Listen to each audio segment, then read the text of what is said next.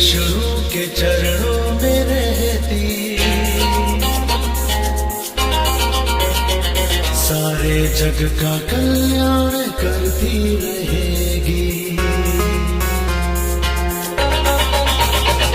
माँ गंगा श्री विष्णु के चरणों में रहती, सारे जग का कल्याण करती रहेगी।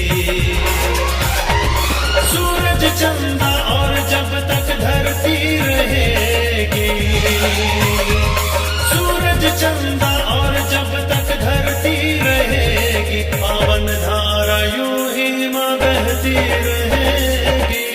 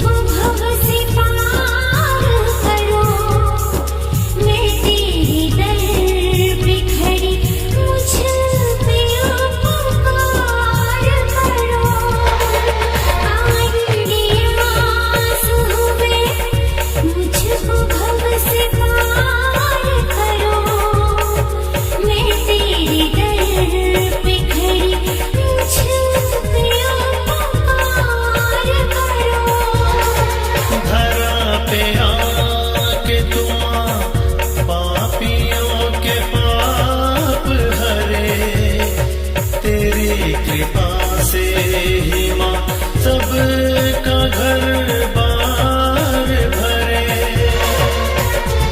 मां गंगा तेरी पूजा कर मैं हमेशा। मैया तेरी धारा जो बहती रहेगी, मैया तेरी धारा जो बहती रहेगी, तो हम सबको मुक्ति मिलती रहेगी।